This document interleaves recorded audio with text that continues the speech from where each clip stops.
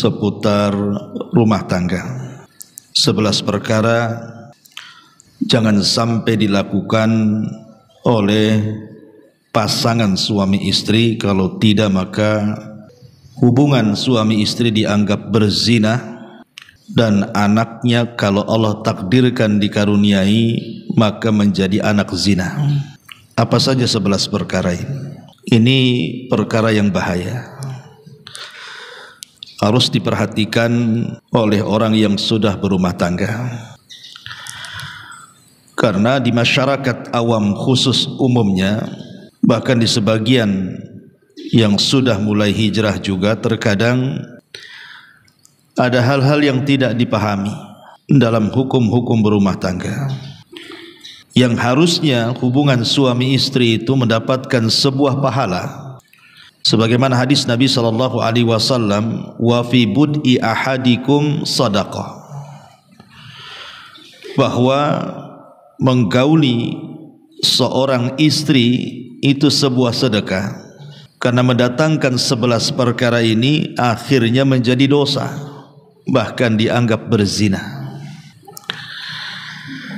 Ma'asyiral muslimat yang dimuliakan Allah Azza wa Jalla, karena kita tahu bahwa di antara tujuan pernikahan dalam Islam itu, sebagaimana sabda Nabi SAW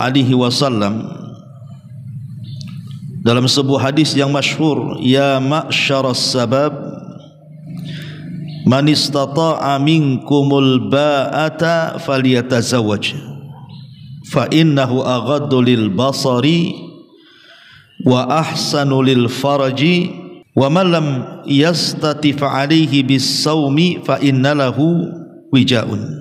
Wahai para pemuda, barang siapa di antara kalian berkemampuan untuk menikah, maka menikahlah, karena nikah itu lebih menundukkan pandangan dan lebih membentengi kemaluan.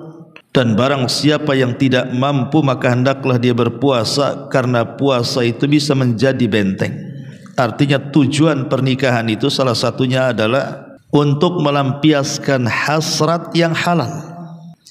Karena kalau seandainya seseorang itu melampiaskan hubungan badan antara laki-laki dan perempuan di luar ikatan nikah, tentu dianggap haram dan masuk dalam hukum perzinahan. Ma'asyiral muslimat yang dimuliakan Allah Azza wa Jalla, lebih daripada itu, tujuan pernikahan adalah mencari keturunan. Mencari keturunan. Makanya orang yang menikah kemudian punya anak biasanya senang, dan bukti senangnya terkadang dia buat acara akikah, bahkan diberitahu anak-anaknya kepada orang lain supaya orang tahu bahwa itu anaknya. Tapi kalau hasil zina biasanya tidak akan bahagia. Makanya banyak kemudian orang-orang yang membunuh anaknya gara-gara anaknya itu dihasilkan dari zina, naudzubillah. Baik, kita tidak memperpanjang mukaddimah. Apa saja 11 perkara kalau ada pada suami istri itu, maka hubungan suami istri itu dianggap berzina dan anaknya bisa dianggap anak zina. Yang pertama,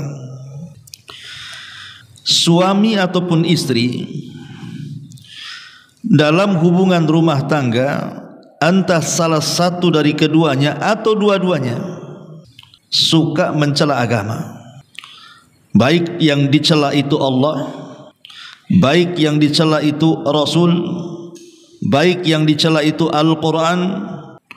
Maka siapapun dari keduanya, entah suaminya suka mencela agama atau sebaliknya, atau bahkan sampai menghalalkan yang haram dan tidak bertobat, maka perkara-perkara ini adalah kekufuran. Bisa saja kemudian ketika seseorang mencela agama dengan lisannya, dia tidak sadar dia telah keluar dari Islam. Seperti umpamanya orang mencela solat. Ah, buat apa solat itu? Capek-capek saja katanya. Atau mencela puasa. Buat apa puasa? Lapar-lapar saja katanya. Atau mencela zakat, buat apa zakat? Ngambur-ngamburin harta saja. Sudah capek-capek cari harta dikasih orang pula. Atau mencela haji, buat apa haji itu? Sudah ngabisin duit, capek di jalan, tidak ada gunanya. Bagus buat rumah. Ini kalau mencela agama, maka bisa kufur orangnya. Karena Allah mengatakan dzalika bi annahum karihu ma anzalallah fa ahbatallahu a'malahum.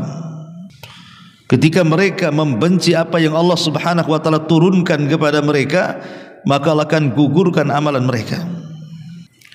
Dan Allah Subhanahu wa taala mengatakan qul abillahi wa ayatihi wa rasulihi kuntum tastahzi'un la ta'tadhiru qad kafartum ba'da imanikum. Apakah dengan Allah, dengan Rasul dan ayat-ayatnya kalian mengolok-olok dan mencelanya? Maka tidak ada uzur bagi kalian, kalian sudah kufur setelah keimanan kalian. Maka kalau seandainya ibu punya suami, naudzubillah, suka mencela agama, mencela Allah, mencela Rasul, mencela Al-Quran, menghalalkan yang haram dan begitu seterusnya, kalau tidak bertobat bu, ibu harus menahan diri dengan suami. Tidak boleh melakukan hubungan sampai suami bertobat dengan taubatan nasuha tentunya. Karena suami ibu sudah keluar dari Islam. Orang yang mencela Islam itu dia telah keluar dari Islam. Berarti hubungan ibu dengan suami itu sama dengan hubungan seorang muslimah dengan orang kafir jadinya. Maka ini yang pertama, kalau terus melakukan hubungan maka dianggap berzina. Karena melakukan hubungan dengan orang kafir dalam sebuah ikatan rumah tangga. Ma'asyiral muslimat yang dimuliakan Allah Azza wa Jalla. Ini yang pertama. Kemudian yang kedua, suami ataupun istri yang meninggalkan salat. Suami ataupun istri yang meninggalkan salat, bahkan sama sekali tidak salat. Bahkan kalau diingatkan para suami disuruh salat, apa katanya? Ah, buat apa aku salat? Aku masih lebih baik kok daripada orang yang tidak salat tuh. Tuh tetangga sebelah salat dia, tapi suka mukul sama istrinya. Bagus, aku tak salat, aku tak pernah mukul katanya. Itu salat pengangguran tuh. Aku tak salat pun kerja ada, gaji banyak, hidup kalian aku cukupi. Dia tidak sadar kalimat itu menjadikan dia keluar dari Islam tuh. Orang yang tidak salat bisa keluar dari Islam. Apalagi kalau seandainya sampai mengingkari kewajiban salat, maka tidak ada khilaf di antara ulama bahwa orang yang mengingkari kewajiban salat kemudian dia tidak salat, bahkan kalaupun dia salat, kalau mengingkari kewajiban salat tetap dia kafir. Apalagi tidak salat. Dan itulah kebanyakan di masyarakat. Mereka tidak peduli dengan salat, seolah-olah salat itu tidak wajib bagi mereka. Kayaknya orang enggak salat itu tenang-tenang aja tuh, tidak ada beban bagi dia. Dia tidak sadar bahwa orang yang meninggalkan salat itu bisa mengakibatkan kepada kekafiran. Kata Nabi SAW, al-ahdu bainana wa bainahumus salatu faman tarakaha faqad kafar. Perbedaan kita dengan orang kafir itu di salat. Barang siapa yang meninggalkannya, dia bisa kafir. Yang diperselisihkan para ulama itu, kalau meninggalkan salat karena malas, artinya dia lebih banyak salat, tapi kadang-kadang meninggalkan karena malas. Ini yang diperselisihkan para ulama. Ada yang mengatakan tetap dia kafir, ada yang mengatakan hanya sampai ke tingkat fasik saja, artinya masih Islam tapi dia melakukan dosa besar. Tapi kalau seandainya lebih banyak meninggalkan salat dibandingkan melakukannya, ini ijma' kesepakatan, tidak ada khilaf, kafir dia. Kata Syekhul Islam Ibn Taimiyah rahimahullahu ta'ala, dia mengatakan man taraka salata jumlatan faqad kafara ijma'an. Barang siapa yang meninggalkan salat secara jumlah, lebih banyak meninggalkan dibandingkan melakukannya, maka kafir secara konsensus para ulama, sepakat ulama. Maka kalau seandainya seseorang punya suami tidak pernah salat, maka tahanmu, jangan melakukan hubungan dengan orang seperti ini. Sebab kalau melakukan hubungan dengan suami yang tidak pernah salat, maka dianggap berzina. Karena orang yang tidak salat itu bisa kufur. Naudzubillah. Makanya jangan pernah meremehkan salat. Ma'asyiral muslimat yang dimuliakan Allah Subhanahu wa taala, ini yang kedua. Yang ketiga, suami yang bermain-main dengan kalimat talak, Bu. Suami yang bermain-main dengan kalimat talak sampai menjatuhkan talak 3 kali. Dan itu banyak di masyarakat. Kadang-kadang seorang suami mentalak istrinya, "Ku ceraikan kamu." Akhirnya berhubungan lagi, maknanya rujuk lagi. Kemudian ada masalah lagi, diceraikan lagi, "Ku ceraikan kamu," katanya. Akhirnya hubungan badan lagi, rujuk lagi. Kemudian 3 kali dia ngomong, "Aku ceraikan lagi." Dia tidak paham bahwa talak itu hanya boleh dilakukan 2 kali. Kalau sudah ketiga kali, itu sudah tidak bisa lagi dilanjutkan hubungan rumah tangga. Dan itu berdasarkan nas Quran surah Al-Baqarah 229. Allah katakan, "At-talaqu marratani. Fa imsakum bima'rufin aw tasrihum bi ihsan. Wa la yahillu lakum an ta'khudhu mimma ataitumuhunna syai'an illa an yakhafa alla yuqima hududallah. Fa in khiftum alla yuqima hududallah fala junaha 'alaihima fi maftadat bih tilka hududullah fala ta'taduha wa man yata'adda hududallah fa ulaika humuz zalimun." Talak yang dapat rujuk itu cuma 2 kali, Bu, kata Allah. Setelah itu suami dapat menahan dengan baik atau melepaskan dengan baik, kata Allah. Dan tidak halal bagi kamu mengambil kembali sesuatu yang telah kamu berikan kepada mereka, kecuali keduanya, maksudnya suami istri, khawatir tidak mampu menjalankan hukum-hukum Allah. Jika kamu, maksudnya para wali, khawatir bahwa keduanya tidak mampu menjalankan hukum-hukum Allah, maka keduanya tidak berdosa atas bayaran yang harus diberikan oleh istri untuk menebus dirinya. Itulah hukum-hukum Allah, maka janganlah kamu melanggarnya. Barang siapa melanggar hukum-hukum Allah, mereka itulah termasuk orang zalim. Artinya kalau seandainya orang itu sudah diceraikan 3 kali, kok masih juga melakukan hubungan badan, zalim dia, dan termasuk berzina. Termasuk berzina.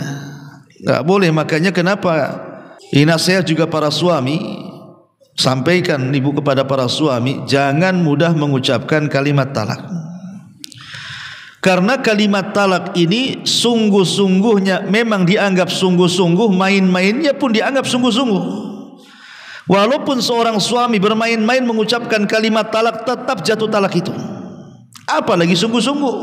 Maka jangan main-main dengan kalimat talak. Bahkan ada seorang akhwat pernah WA sama saya, "Ustaz, entah berapa kali suami saya menceraikan saya," katanya, "nggak kehitung kayaknya." Jadi saya bilang, "Berapa kali Tah makanya nanti dikit-dikit marah, ada masalah, aku pula diceraikan." Jadi saya tanya, "Terus bagaimana hubungan suami istrinya?" "Ya tetap dia minta jatah juga lah, Ustaz." Lah ini kan masalah, Bu. Suami kalau sudah menceraikan 3 kali, maka tidak halal bagi ibu untuk melakukan hubungan badan dengan suami. Karena talak yang boleh rujuk itu cuma 2 kali. Talak, rujuk, talak, rujuk, talak, tak boleh rujuk. Begitu aturan agama. Ya. Ma'asyiral muslimat yang dimuliakan Allah Subhanahu wa taala. Ini yang ketiga. Jangan sampai melakukan hubungan dengan seorang suami yang sudah menceraikan istrinya 3 kali talak. Kalau masih melakukan hubungan, maka dianggap berzina. Tapi dengan catatan talak, rujuk, talak, rujuk, talak, rujuk. Enggak bisa yang ketiga, tidak boleh rujuk. Tapi kalau sekali kalimat, "Saya talak kau 3 kali," itu cuma dihukum 1 kali. Ya, tidak bisa talak main borong itu. Talak itu cuman 1 kali talak, walaupun dia mengatakan "Saya talak kau 100 kali," tetap dihukumi 1. Karena syarat talak dianggap satu itu dengan rujuk. Ini yang ketiga. Yang keempat, Ma'asyiral muslimat yang dimuliakan Allah Subhanahu wa taala, menikahi wanita yang dizinahi kemudian dia hamil. Banyak di masyarakat kadang-kadang ada tradisi itu yang buruk. Ada anak muda pacaran dengan seorang wanita, kemudian tidak direstui orang tuanya, akhirnya dizinahi sampai hamil biar direstui. Itu ada tuh kebiasaan kayak gitu tuh.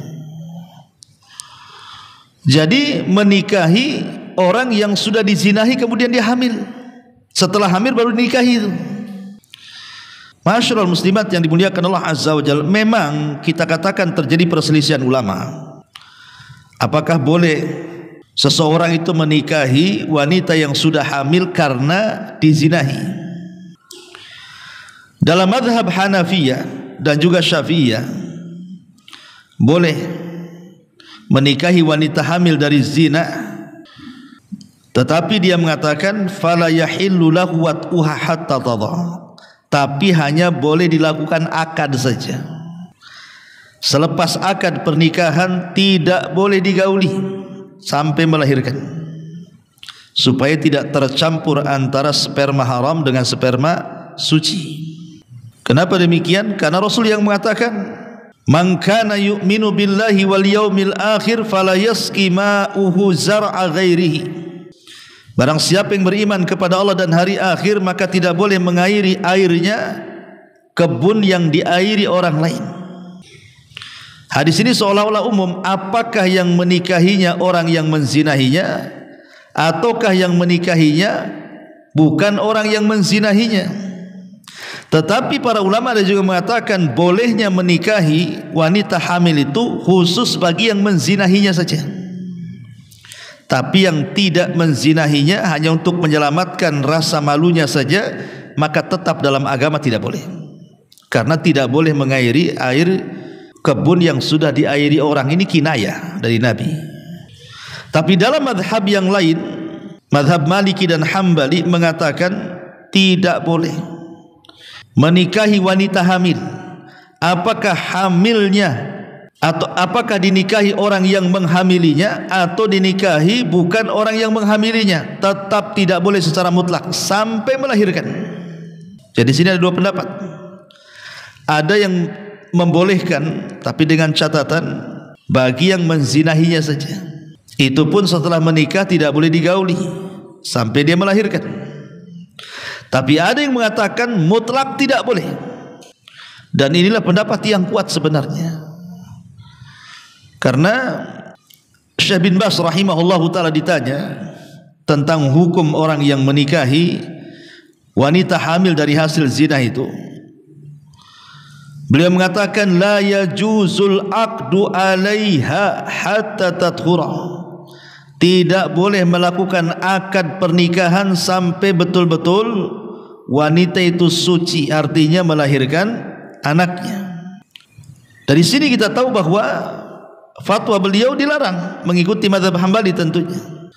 Tetapi kalau seandainya wanita hamil kemudian dicerai, kemudian dia hendak menikah lagi, maka ini sepakat ulama, tidak ada khilaf, tidak boleh menikahi wanita yang sudah hamil karena sebuah perceraian. Ini kan bukan zina. Dia menikah tapi hamil oleh suami pertamanya, kemudian diceraikan, kemudian hendak menikah lagi, maka tidak boleh dinikahi wanita ini. Sepakat, tidak ada khilaf sampai bayinya melahirkan. Jadi yang jadi khilaf adalah wanita yang hamil karena zina. Itu yang dikhilafkan para ulama. Tetapi kalau itu sudah terjadi, al-akhwat kata para ulama an yu'adal aqdul an. Sebaiknya kalau dulu pernah menikah dan istrinya sebelum dinikahi sudah hamil karena dia, maka sebaiknya pernikahannya diulang. Sebaiknya pernikahannya diulang. Ini perkara yang keempat. Perkara yang kelima, menikahi wanita yang bukan ahli kitab.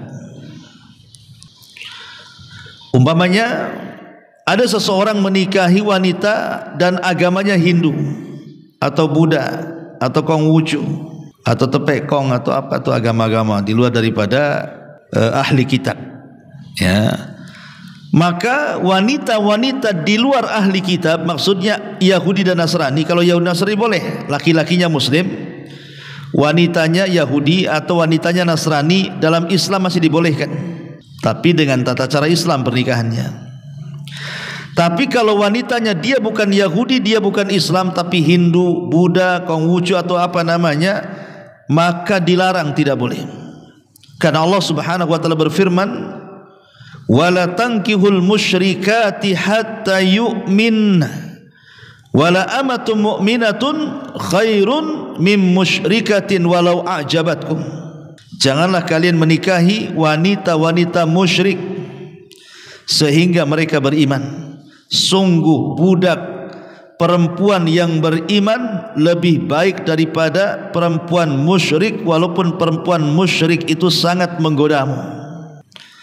Jadi kalau seandainya ada seorang muslim menikah dengan wanita selain daripada ahli kitab, maka hubungan suami istrinya dianggap berzina.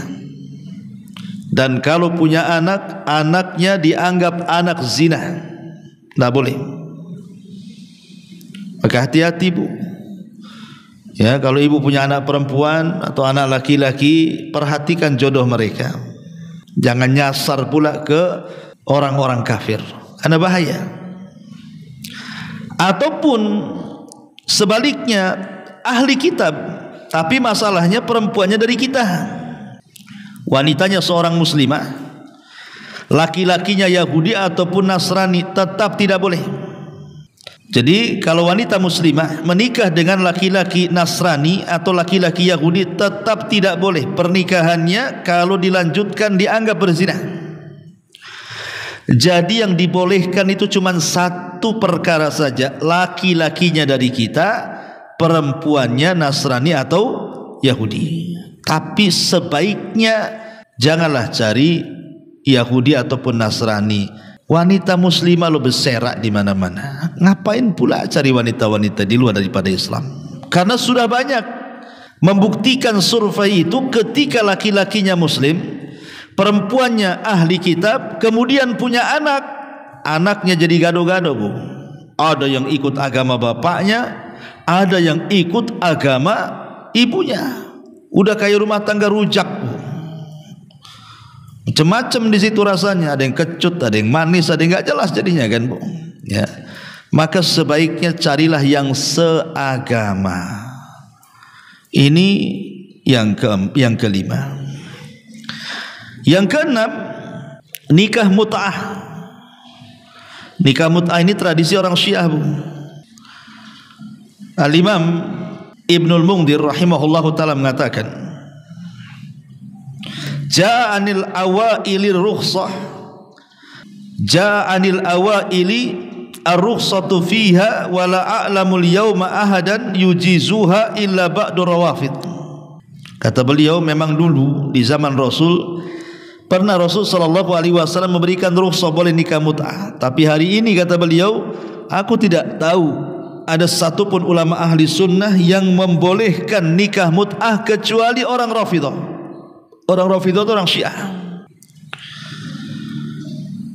Bahkan Imam Al-Qadhi Iyad mengatakan, waqad waqa'al ijma'u min jami'il ulama'i ala tahrimiha illa rawafid. Sepakat para ulama, semua ulama sepakat tentang haramnya nikah mut'ah itu, kecuali orang-orang Syiah. Jadi kalau sepakat artinya tidak ada khilaf. Maka kalau seandainya seseorang terjadi melakukan nikah mut'ah, maka pernikahannya dianggap zina dan anaknya hasil zina.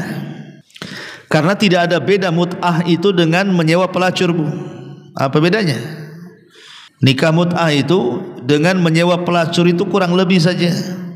Seperti itu gambarannya. Seorang laki-laki datang ke lokalisasi, kemudian tawar-tawaran berapa harganya, kemudian melakukan hubungan suami istri. Itulah zina. Begitulah nikah mut'ah. Jadi kurang lebih saja gambarannya. Makanya kalau seandainya orang terjerumus kepada nikah mut'ah, maka hubungan suami istri dianggap berzinah dan anaknya dianggap anak hasil zina. Ini yang keenam. Kemudian yang ketujuh, menikah dengan wanita yang masih ada masa iddahnya. Umpamanya ada seorang wanita dicerai oleh suaminya. Wanita yang dicerai suaminya itu kan kondisinya macam-macam, Bu. Satu, kadang-kadang dia dicerai dalam kondisi hamil, ataupun dia tidak hamil, dia wanita haid dan sudah digauli, ataupun diceraikan belum digauli, atau dia sudah menopause, sudah tidak keluar darah haid. Itu kan masa iddahnya macam-macam, Bu. Kalau wanita hamil masa iddahnya sampai melahirkan. Kalau wanita yang masih haid berarti sampai 3 kali haid atau 3 kali sucian haid. Kalau wanita yang sudah menopause 3 bulan dan itu. Jadi wanita-wanita itu ada masa iddahnya setelah dicerai, talak pertama atau talak kedua. Lah apabila ada seorang wanita diceraikan oleh suaminya, anggap saja saya contohkan wanita yang masih normal haidnya. Berarti setelah diceraikan suaminya, dia tidak boleh menikah lagi selama 3 kali sucian haid. Artinya ya kurang lebih 3 bulan. Kalau seandainya di tengah-tengah karena sudah tidak sabar, sudah benci dengan suaminya, ingin menikah lagi dengan laki-laki lain, atau memang dia menikah itu gara-gara orang ketiga, akhirnya dia menikah masa iddahnya belum selesai, maka pernikahannya dianggap berzina. Tidak sah. Tidak sah menikahi wanita di masa haid, di masa iddahnya. Selesaikan dulu iddahnya. Kalau habis diceraikan, selesaikan iddahnya 3 kali sucian haid, baru setelah itu menikah. Tapi kalau seandainya belum selesai masa iddahnya, maka kemudian dia menikah dengan laki-laki lain, tidak dianggap sah. Kenapa? Karena wanita yang berada di masa iddahnya itu masih statusnya istri orang. Karena bisa saja suami yang pertama ingin rujuk, berarti ada kemungkinan suami yang menceraikannya kan rujuk. Berarti kalau rujuk status dia masih istri. Makanya wanita yang berada di masa iddahnya itu masih ada kewajiban suami memberikan nafkah, karena itu masih dianggap istri yang tergantung. Kecuali kalau sudah hilang masa iddahnya, berarti sudah sah, dia bukan lagi istri daripada suami pertamanya, boleh dia nikah. Kalau ada orang nekat di masa iddahnya kemudian dia menikah, tidak sah pernikahannya, dan hubungan suami istrinya dianggap zina, turunannya dianggap hasil zina. Ini harus dipahami. Ini yang ketujuh. Bahkan ada sebagian ulama berpendapat, barang siapa yang menikahi wanita di masa haidnya, bukan hanya tidak sah pernikahannya, tapi dia tidak boleh menikahi dia sampai kiamat. Kenapa? Karena ada kaidah, man istajala qabla awani uqiba bihirmani. Barang siapa yang tergesa-gesa sebelum waktunya, maka diharamkan selamanya. Wanita di masa iddah ini belum waktunya dinikahi, malah dinikahi pula, maka diharamkan selamanya. Ada sebagian ulama berpendapat seperti itu. Ini yang nomor 7. Yang nomor 8, tidak boleh menggauli dalam ikatan sebuah pernikahan kalau istri atau suami ini adalah dari orang-orang yang haram dinikahi. Kan ada tuh wanita-wanita yang haram dinikahi, tidak boleh, karena ada hubungan mahram dengan dia. Kalau ada hubungan mahram dengan dia, maka tidak boleh. Karena orang yang dilarang dinikahi itu kan pertama karena ada hubungan kekerabatan. Hubungan kekerabatan tuh seperti orang tua sampai nasab ke atas, atau anak sampai nasab ke bawah. Jadi itu tidak boleh. Bibi itu juga tidak dibolehkan. Dan itu dijelaskan ya tentang wanita-wanita yang tidak boleh dinikahi itu disebutkan di dalam Al-Quran, di mana Allah Subhanahu wa taala berfirman, wala tankihu ma nakaha aba'ukum minan nisa illa ma qad salafa innahu kana fahishata wa maqtan wa sa'a sabila. Janganlah kalian menikahi wanita-wanita yang telah dinikahi oleh ayah-ayah kalian, kecuali kejadian pada masa yang telah lampau. Sesungguhnya perbuatan itu sangat keji dan dibenci oleh Allah dan seburuk-buruk jalan yang ditempuh. Hurrimat alaikum ummahatukum wa banatukum wa akhwatukum wa ammatukum wa khalatukum wa banatul akh wa banatul ukh wa ummahatukum allati arda'nakum wa akhwatukum minar radha'ah wa ummahatu nisaikum wa rabaibukum allati fi hujurikum min nisaikum allati dakhaltum bihin fa illam takunu dakhaltum bihinna fala junaha alaikum wa halailu abnaikum alladhina min aslabikum wa an tajma'u bainal ukhtaini illa ma qad salafa innallaha kana ghafurur rahima. Apa kata Allah? Diharamkan atas kamu menikahi ibu-ibumu, anak-anak perempuanmu, saudara-saudara perempuanmu, saudara-saudara perempuan seayahmu, saudara-saudara perempuan seibumu, anak-anak perempuan dari saudara laki-lakimu, anak-anak perempuan dari saudara perempuanmu, ibu yang menyusuimu, saudara-saudara perempuanmu sesusuan, ibu istri-istrimu atau mertua, anak-anak perempuan dari istrimu atau anak tiri yang dalam pemeliharaanmu dari istri yang telah kamu campuri. Tetapi jika kamu belum mencampuri dengan istri itu dan sudah kamu ceraikan, tidak berdosa kamu menikahinya. Dan diharamkan bagimu istri-istri anak kandungmu, menantu, dan diharamkan pula mengumpulkan dalam pernikahan dua perempuan yang bersaudara kecuali kejadian pada masa yang telah lampau. Sesungguhnya Allah adalah zat yang maha pengampun lagi maha penyayang. Ini orang-orang yang disebutkan dalam surah An-Nisa ini semuanya tidak boleh dinikahi. Kalau ada orang yang menikahi mahramnya, maka hukumnya berzina, tidak sah. Nah ini karena wanita-wanita ini dilarang untuk dinikahi, haram. Termasuk juga tadi yang ke-9, berpoligami dengan mengumpulkan dua saudari. Pamannya ada laki-laki menikah dengan perempuan, kemudian dia nikahi lagi kakaknya atau adiknya, pokoknya dua bersaudari, satu saudari gitu ya. Maka kalau kemudian dikumpulkan dalam satu waktu berpoligami, tidak sah pernikahannya, dianggap zina.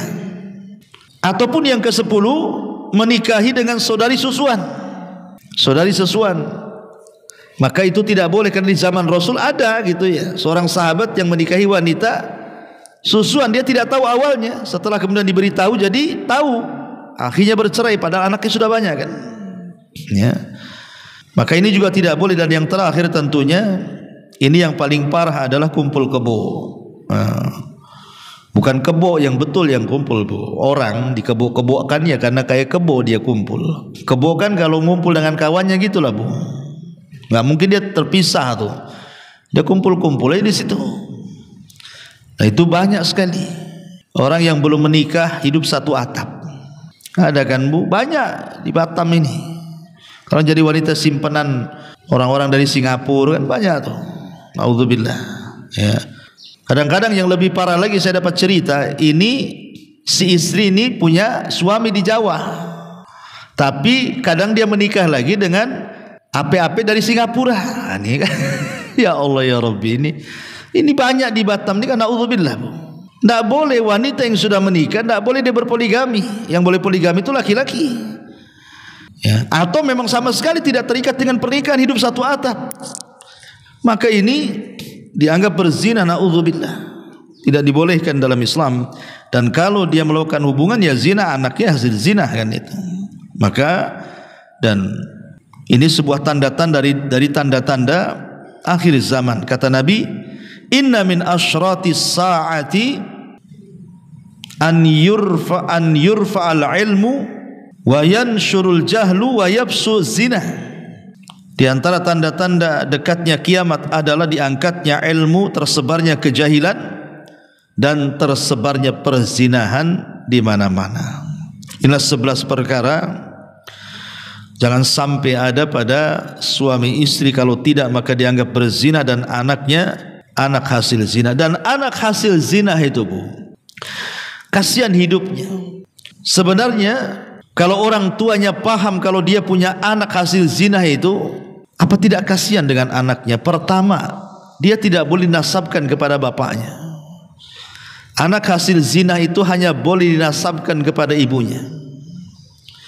Yang kedua, dia tidak mendapatkan warisan dari bapaknya. Dia hanya mendapatkan warisan dari ibunya. Jadi sekaya apapun bapaknya itu gak dapat warisan. Yang ketiga, dia tidak ada hubungan mahram dengan bapaknya. Dia hanya ada hubungan mahram dengan ibunya saja. Coba terputus 3 perkara ini. Terputus perwalian, terputus nasab, terputus mahram, dan terputus waris. 4, ya kan? 4 perkara terputus kepada orang yang atau anak hasil zina ini. Ya, kalau dia hasil zina ini perempuan, maka bapaknya tidak bisa jadi wali, dianggap tidak punya wali. Lalu siapa walinya? Nabi SAW mengatakan, fasultanun waliyun mala waliyalahu. Walinya penguasa, dalam hal ini Pak KUA walinya itu. Karena dia nggak punya wali, kasihan kan jadinya. Dia tidak dapat waris walaupun kaya bapaknya, kasihan akhirnya dapat waris. Dia tidak jadi mahram, nggak bisa ya kan jadi mahram. Kalaupun jadi mahram itu karena menikahi ibunya. Jadi kalau seandainya ada seorang laki-laki sebelum menikah berzina dengan calonnya, kemudian hamil, kemudian punya anak perempuan, maka hubungan mahram antara si bapak dengan si anak itu bukan karena anak biologis, tetapi karena dia menikahi ibunya. Seperti saya menikahi janda yang punya anak. Jatuhnya itu berarti seolah-olah dianggap anak bawaan, nggak ada hubungan mahram. Kasihan jadi anak zina ini. Tapi pun walaupun dia tidak ada hubungan mahram, tetap tidak boleh dilakukan pernikahan, karena ada darah dia yang mengalir di anak itu secara biologis, ya. Jadi tolong hati-hati, ini perkara penting dalam rumah tangga. 11 perkara yang dijelaskan oleh para ulama. Taib, sampai di sini kita buka tanya jawab saja. Silakan kalau ada yang bertanya. Ada yang di YouTube. Ya, ada pertanyaan di sini. Ustadz, bagaimana hukumnya suami istri yang dulu nikah belum dalam keadaan kafir, kemudian masuk Islam sekeluarga, apakah suami wajib nikah ulang? Tidak. Kalau sekeluarga masuk Islam maka tidak perlu diulang pernikahannya, sudah dianggap suami istri sah. Dan itu terjadi kepada putri Nabi SAW, Zainab. Zainab itu punya suami namanya Abul As ibn Rabi. Abul As ibn Rabi ini pergi ke Syam berniaga. Rupanya di tengah-tengah keberangkatan dia ke Syam, Nabi diangkat jadi Nabi. Jadi mertuanya jadi Nabi. Dia tidak tahu kalau diangkat jadi Nabi. Jadi Zainab beriman kepada ayahnya. Ketika kemudian suaminya datang dari Syam, maka Zainab mengajak suaminya untuk beriman, tapi tak mau. Tapi saking cintanya Zainab kepada Abul As ibn Rabi, tetap saja mereka berumah tangga karena belum ada larangan seseorang menikahi orang musyrik. Maka masih hidup satu rumah. Sampai ketika hijrah Nabi SAW, terjadi perang Badar. Abul As ikut dalam tentara Abu Jahal, ketangkap jadi tawanan, tapi kemudian dibebaskan oleh Nabi dan dikembalikan tebusannya kepada Zainab. Kemudian setelah itu dia melakukan perniagaan, rupanya ketangkap lagi kaum muslimin. Akhirnya minta perlindungan Zainab. Setelah dia balik ke Mekah, mengembalikan semua dagangannya orang-orang Quraisy, dia balik ke Madinah, kemudian mengislamkan dirinya. Setelah dia Islam, maka Rasul mengizinkan untuk kembali berumah tangga dengan Zainab tanpa diulang pernikahannya. Jadi masuk Islam saja langsung disuruh itu istrimu. Dari sini istimbat hukumnya kalau ada Nasrani gitu, dua-duanya masuk Islam, maka tidak perlu diulang pernikahannya, sudah sah pernikahannya.